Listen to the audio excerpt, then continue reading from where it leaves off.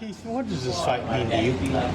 Oh man, this fight is one of the pinnacle fights of my career right now. This fight is, one of the biggest platforms, biggest stages, and this fight means a lot for the welterweight division. The welterweight division right now is in a flux with Floyd Mayweather and Manny Pacquiao announcing their retirement.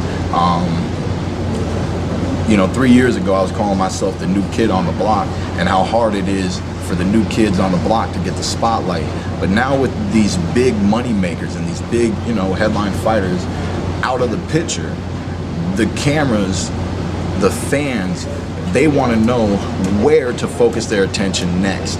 This fight is one of those fights where everybody is paying attention to, and it's very exciting. I'm looking forward to putting on a tremendous performance, getting a great victory, and just constantly proving myself in the welterweight division. Is this in some ways, who's the next Floyd fight? I hate that, man. I hate that. Who's the next Ali? Who's the next Michael Jordan, man? There's not a next after something already occurred, right? Right. You don't get a next. What you do though, if you want to say who's the next, the question is who's the next superstar. It's not about replacing Floyd Mayweather. Floyd Mayweather has a legacy that is long and it's steep. Nobody, especially at 27 years old, is going to replace a Floyd Mayweather overnight. So that's what I tell people. Floyd Mayweather worked so hard. He really didn't start making good money till he beat Oscar De La Hoya. Then he started making good money. Then what? The past 2 fights, he opted out and made some great money, you know what I'm saying? Right towards the end of his career.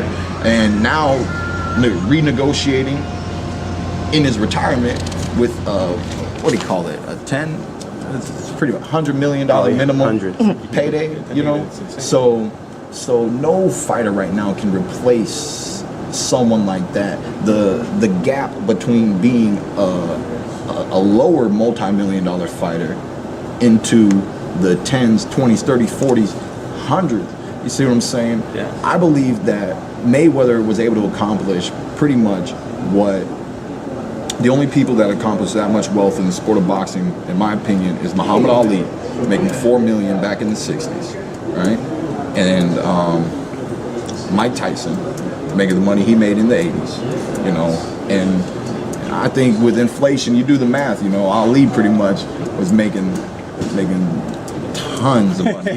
He was on top of the world back then. Keith, going back to that power-packed 147 weight division, I mean, right now there's a lot going on. You just said that you're no longer the new kid on the block. We know that.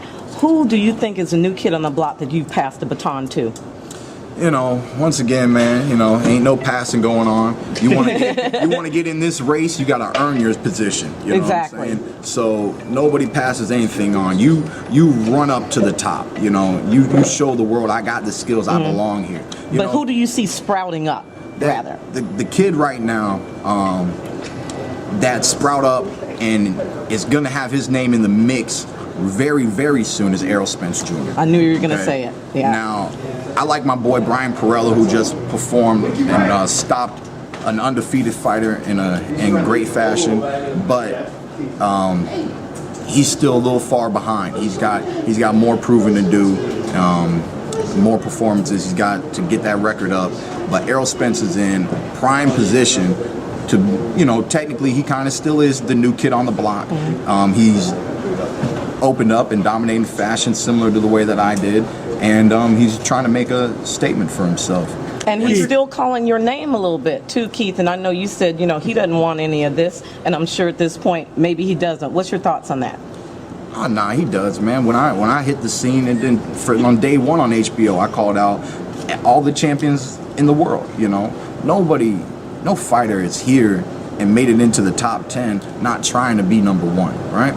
So, the thing about Errol, and Errol's mentioned it before, and this is the situation of being the champion of the world right now. Everybody wants my title, How good do you feel going into this fight, and what's it going to be like to step into the ring with SHAWN, a guy I know you're a friend of his, and you have a history of knowing him? I mean, it's going to be interesting, right? Part of me wonders how much is going to feel like sparring and how much is not going to feel like sparring him the night of the fight. I'm very comfortable because we know our opponent. You know, if he does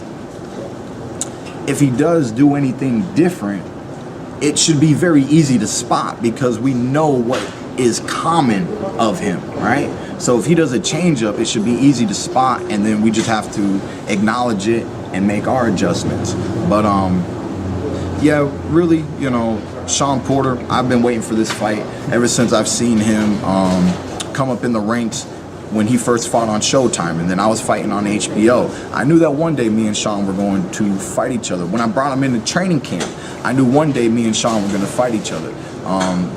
You know, matter of fact, the day I heard Shawn Porter turned pro and was going to compete at a welterweight division, I knew that we were most likely going to fight each other. You know, the amateur background, he has a solid one, just like myself, just like Danny Garcia. You know, and you know we've seen what he's done every single time he stepped in the ring. Devin Alexander, Paula Milanaji. You know, we saw the effort he put in towards Kell Brook, but he fell short. And we saw how he beat Adrian Broner, man. So he's